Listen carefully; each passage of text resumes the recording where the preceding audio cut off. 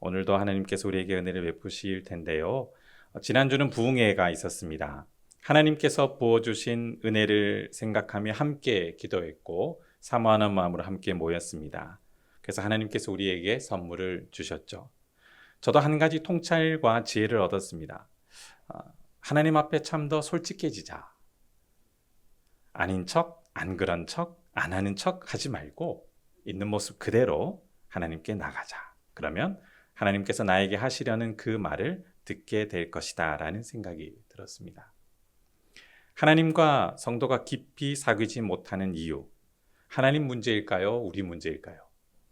네, 우리 문제죠. 우리가 하나님과 깊이 사귀지 못하는 이유, 좀 전에도 말씀드렸지만 괜찮지 않은데 괜찮은 척, 무관심한데 관심 있는 척, 아무것도 없는데 있어 보이는 척, 이렇게 사람들 앞에서 타인의 시선에 너무 민감하게 반응하다 보면 우린 정작 하나님을 바라봐야 할 힘이 없어집니다. 시간도 부족해지죠. 우리의 여러 가지 명분에서 하나님이라는 단어는 포함되어 있지만 정작 하나님과 함께하는 시간이 참 부족합니다. 에너지도 하나님과 함께하는 에너지의 양이 절대적으로 부족한 것을 느끼게 됩니다. 우리는 언제 하나님과 깊이 사귀게 될까요? 오늘 시편 78편의 시인은 주님을 사모하는 마음으로 노래를 하고 있는데요. 우리도 정말 이렇게 하고 싶죠. 그런데 사람들은 항상 이렇게 얘기합니다. 바쁘니까, 힘드니까, 그럴 여유가 없어요. 신앙생활도 여유가 있어야 하는 것 아니겠습니까? 시간적 여유, 경제적 여유, 체력적인 여유, 마음의 여유. 여유가 있으십니까? 없으십니까? 삶은 참 고단합니다. 여유가 없습니다. 그런데 우리는 하나님도 생각해야 되고 신앙생활도 해야 되고 가정생활도 해야 되고 사회생활도 해야 됩니다. 직장생활도 말할 것도 없죠. 그러면서 우리는 바쁘다 바쁘다 이야기합니다. 부지런하게 살아야 하는 건 맞지만 우리는 하나님을 추구하지 않는 우리 자신에게 솔직하지 않습니다. 젊은 부부들이 자녀들을 위해서 온 힘을 다해 어린 자녀의 미래의 안정을 위해 열심히 일을 하며 경제적 안정을 추구합니다. 그러면 경제적 안정이 이루어질까요? 이루어지지 않을까요? 이루어집니다. 열심히 일하는데 안 이루어지겠습니까? 잠을 줄이면서까지 자녀를 위해 열심히 일하면 경제적 안정, 하나님께서 은혜를 주시면 이루어지죠. 그런데 안타깝게도 경제적 안정은 이루어질지 모르지만 젊은 부모가 자녀와 함께하는 시간이 절대적으로 부족해져서 정서적 안정, 관계적 안정이 주어지지 못해 큰 부작용이 발생합니다. 지금도 젊은 부모가 자녀의 미래를 위해 일하면 누가 자녀를 정서적으로 지지하고 보호하고 있습니까? 조부모나 혹은 또 다른 사람의 손을 빌려야 하는 것이죠. 그러다 보면 어느 순간 자녀가 쑥 커 있습니다. 그 큰 자녀에게 부모는 어색한 존재일까요? 편안한 존재일까요? 네, 그건 다 아시는데 왜 그렇게 열심히 일은 해야 되고 멈출 수는 없고 바쁜 일상, 고단한 일상.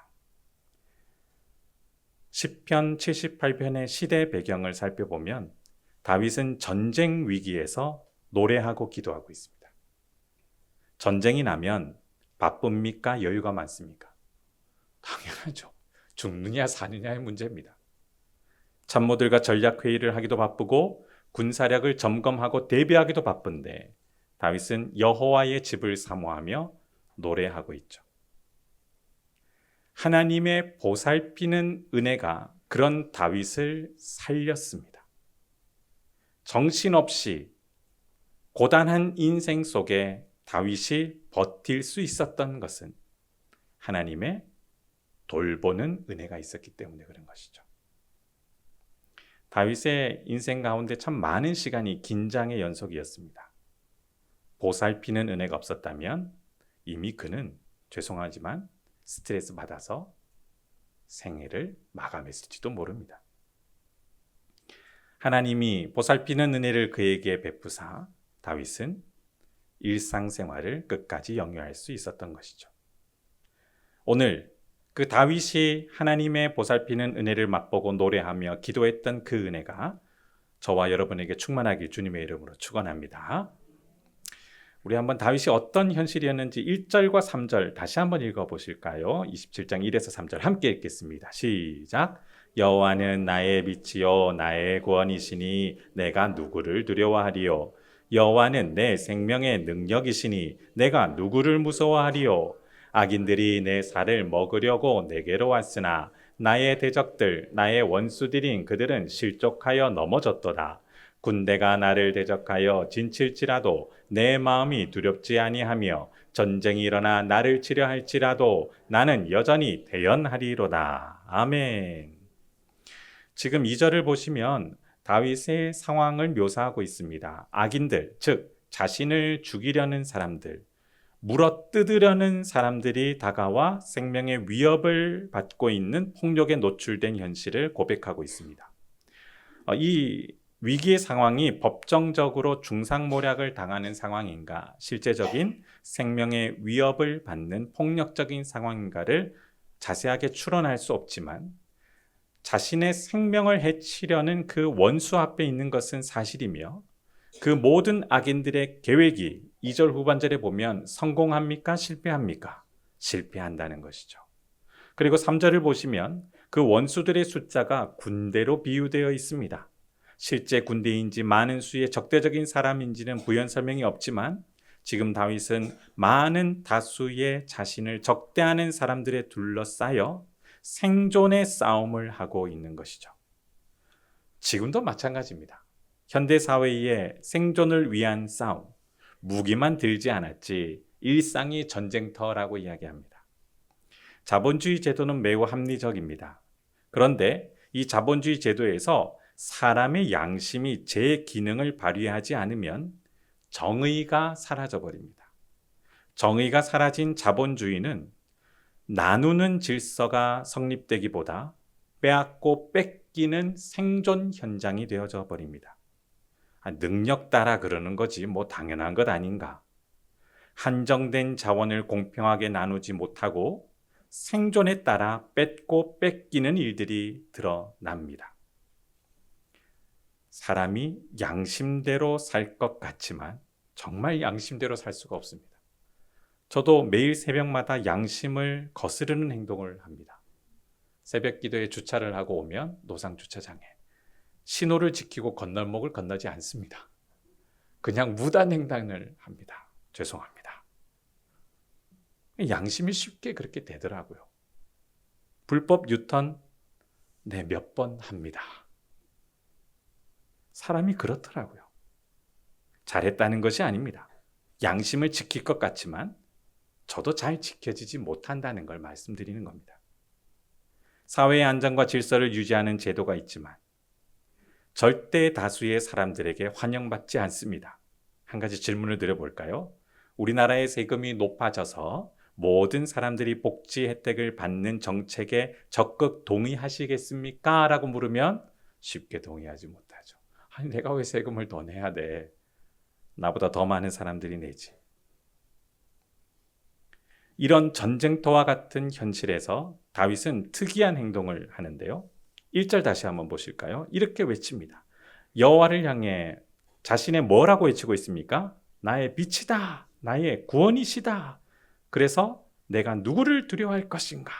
여호와는 내 생명의 능력이시니 내가 무엇을 무서워할 것인가? 라고 외치며 정면으로 맞서고 있죠. 사람이 이렇게 죽음의 위협 앞에서 정면으로 맞서는 건 특이한 현상입니다. 절대 다수의 사람들은 죽음 앞에 무서워서 주저앉거나 피하는 것이 본능입니다. 살기 위해서. 그런데 그 죽음을 정면으로 맞이한다는 건 정말 특이한 경우입니다. 그리고 또 더 특이한 모습이 다윗에게 나타나는데요. 아무것도 겁을 상실한 모습이 아니라 4절과 6절을 보면 그가 하는 행동이 있습니다. 4절에서 6절 다시 한번 읽겠습니다. 시작. 내가 여호와께 바라는 한 가지 일 그것을 구하리니 곧 내가 내 평생에 여호와의 집에 살면서 여호와의 아름다움을 바라보며 그의 성전에서 사모하는 그것이라. 여호와께서 환난 날에 나를 그의 초막 속에 비밀히 지키시고 그의 장막 은밀한 곳에 나를 숨기시며 높은 바위 위에 두시리로다.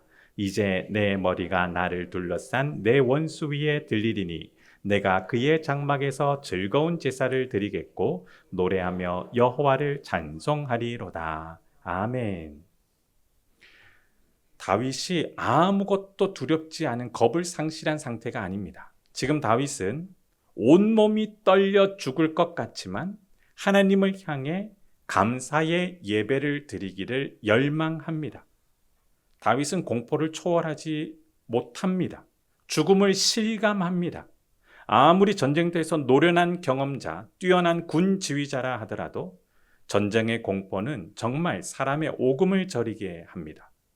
사람이 무감각해지거나 이미 인간성이 파괴된 상태라면 모를까, 일반적인 사람들은 그 상황을 무덤덤하게 받아들일 수 없습니다. 그래서 많은 사람들이 외상 및 스트레스 관련 장애로 고통을 호소하고 있습니다. 다윗은 지금 두려움 속에서 솔직하게 하나님께 도움을 요청합니다. 하나님께 예배드리기를 원합니다. 하나님이 주시는 그 은혜를 맛보며 제가 온몸이 떨려 죽을 것 같은 이 상황에서 살고 싶습니다. 라고 주님만을 의뢰하는 속마음을 이야기합니다. 이 예배 자리는 성도가 가장 솔직해질 수 있는 자리입니다. 주님과 대면하는 자리이죠. 거룩한 자리이죠. 주님 앞에 성도가 섰을 때 우리는 우리의 참 모습을 볼 수 있습니다. 4절을 다시 한번 보십시오. 내가 여호와께 바라는 가장 한 가지 소원, 그것을 구한다고 얘기합니다. 내가 내 평생에 어떻게 하고 싶다고요? 여호와의 집에 살면서 여호와의 아름다움을 바라보며 그의 성전에서 사모하는 모든 행동을 하는 그것입니다. 전쟁 앞에서 이렇게 이야기하면 죄송합니다. 미친 거죠. 이건 벌써 이미 정신이 나간 겁니다. 전투를 할 수 있는 전략, 지략, 어떤 군사적인 뛰어난 능력을 구해야 되는데 하나님 앞에 감사의 화목 제사를 드리겠다라는 겁니다. 예배하며 찬양하며 주님의 보살피는 은혜를 맛보기를 원한다라고 이야기하는 건 이건 일반적이지 않는 행동입니다. 솔직한 다윗의 모습이죠. 저는 무섭습니다. 두렵습니다. 긴장됩니다. 그래서 하나님의 은혜를 사모합니다. 저와 함께 하심을 보여주십시오. 주님을 보고 싶습니다. 주님이 안 보입니다. 이렇게 요청하는 것이죠. 하나님과 함께하고 싶어하는 이 신비는 하나님을 사랑하는 마음에서 드러나는 행동입니다. 부흥의 강사님께서 이런 이야기를 해주셨어요. 결혼은 기적이며 결혼은 고통이다. 기억나십니까? 그런데 왜 사람들은 그 고통과 같은 결혼을 왜 하려고 할까요? 좋으니까요. 좋으니까. 그때는 너무나 좋으니까. 이 사람하고 평생 살고 싶으니까 결혼하게 됩니다. 그렇게 다들 결혼하셨죠? 네, 대답하지 마십시오. 시험에 드실까 봐. 네. 결혼은 좋은 겁니다. 사랑하면 함께 살고 싶어집니다. 곁에 있고 싶어집니다. 그것이 연합의 신비라는 것이죠. 성도가 하나님을 사랑하면 함께 하고 싶은 겁니다. 하나님이 그런 신비를 우리에게 먼저 보여주셨습니다. 수많은 이 연합의 신비, 기적을 경험한 성도들은 이렇게 찬양했죠. 세상과 나는 간 곳 없고 누구만 보일까요? 구속한 주만 보인다. 그래서 주님과 함께하는 걸 늘 사모하고 기뻐하고 고대했습니다. 다윗은 극한 공포와 그 모든 큰 아픔의 상황에서 주님 때문에 누리는 평안의 은혜를 구했고 동시에 느꼈습니다. 그래서 열망하며 찬양하며 기도할 수 있었던 겁니다. 이제 7절부터 10절까지 본격적으로 다윗이 기도하는 내용이 나오는데요. 하나님의 보살핌을 더 요구하는 겁니다. 10절 한번 읽어보실까요? 10절 시작.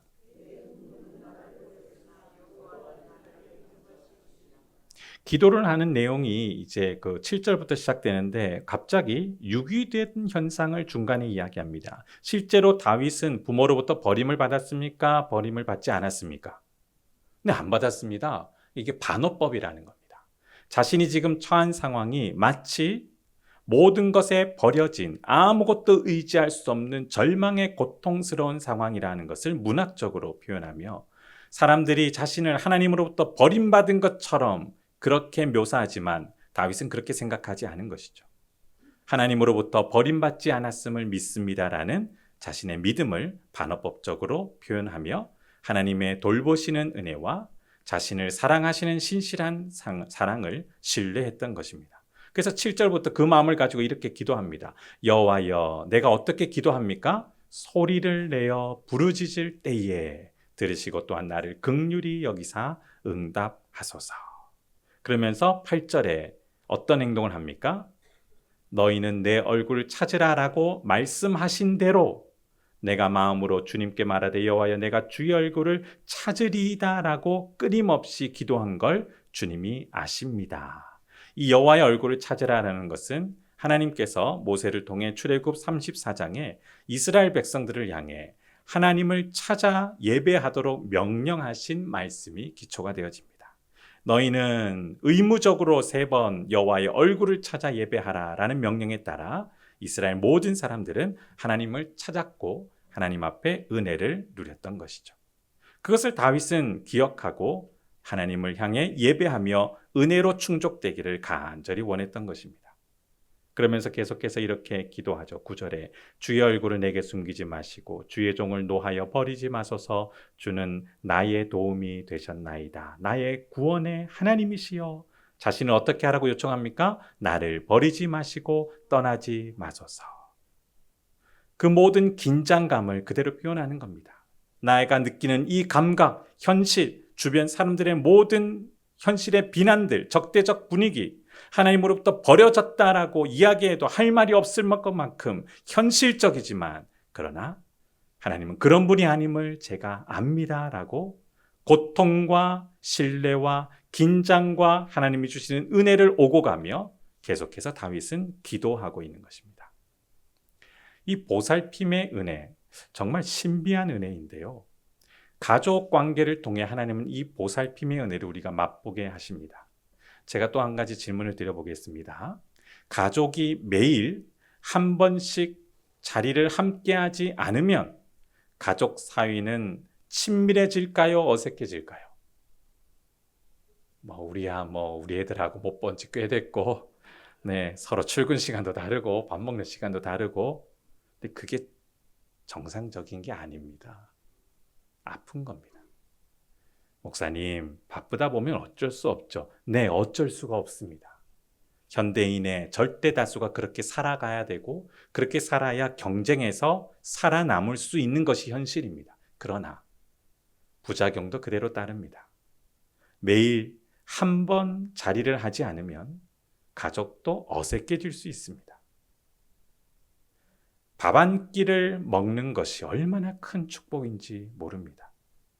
가족이 모여 밥을 먹는 행동은 음식물을 섭취하는 행동이 아니죠.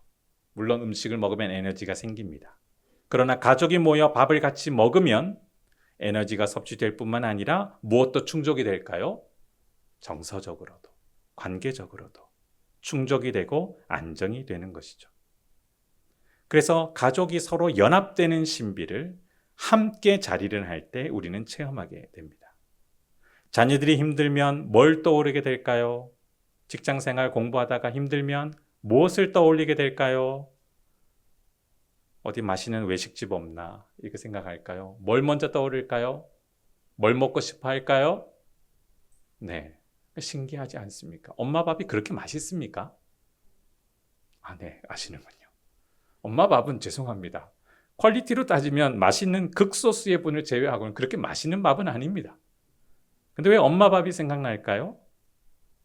자녀들에게 엄마 밥은 정서적으로, 관계적으로 안정을 주는 영양소가 되기 때문에 그렇습니다. 더 맛있다면, 더 영양소를 따지자면 맛집을 찾아가면 됩니다. 부모와 떨어져 독립하여 그 힘든 삶을 살다 충전되고 싶고 지지받고 싶을 때 엄마 밥 먹고 싶다. 부모도 떨어진 자녀를 향해 전화하며 항상 얘기하죠. 어떤 말을 할까요? 밥 먹고 지내라. 밥은 꼭 챙겨 먹어라. 밥이 뭐길래 도대체? 에너지를 섭취하는 것이 아니라 정서적, 관계적 안정을 추구하는 행동이라는 겁니다. 하나님의 보살핌은 바로 이런 작용을 합니다.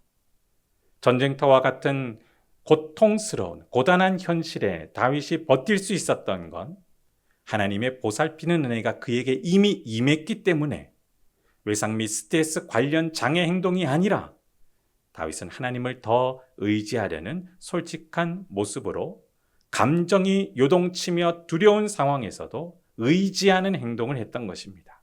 기도하고 찬양하는 행동이라는 것이죠. 편안할 때 기도, 찬양이 더 잘 될까요? 편안하지 않을 때 기도, 찬양이 더 잘 될까요?